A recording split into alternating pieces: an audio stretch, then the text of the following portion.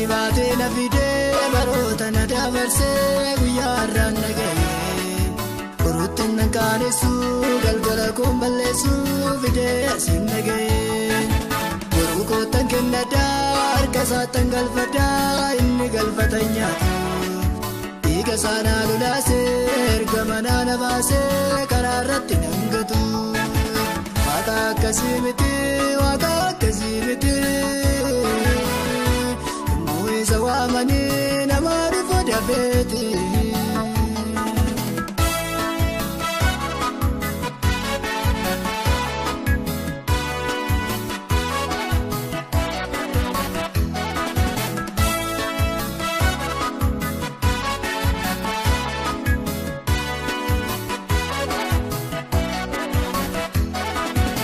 Gatitin nabate komatin namate bate asin nage Mattina namanu nabata barumanu abdii kiyya naaf ta'e Yesuustu naaf taana raafabaa koo caalaa fannootti na rarra'e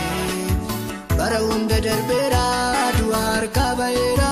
Yesuus kun carraa koo naa ta'e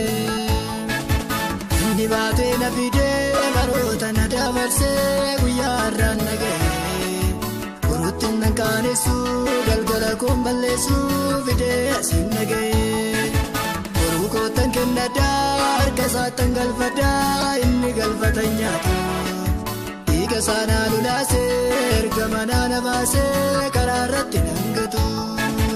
waaqa akkasii miti waaqa akkasii miti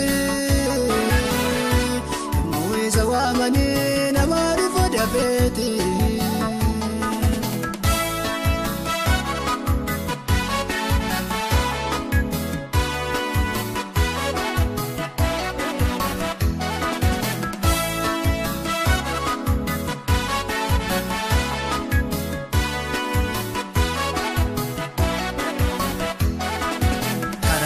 Nangatu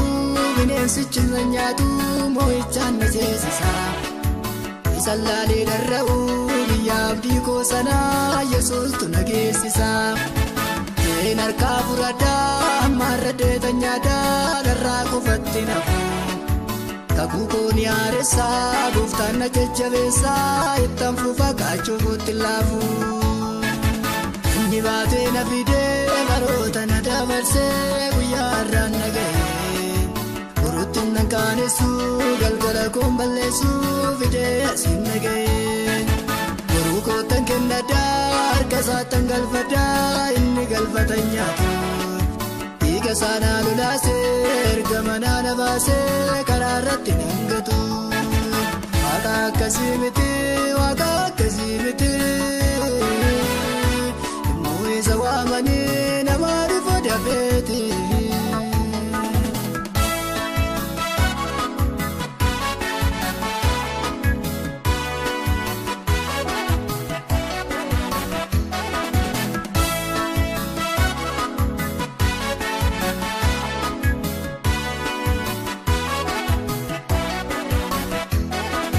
Saana cimmooni caalaa kakunkuu kan fuulduraa gooftaa kootu meedhii.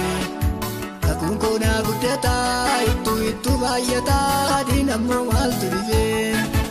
inni nani qabatee lubbuu kootti kennadee nan kaanessu tasuma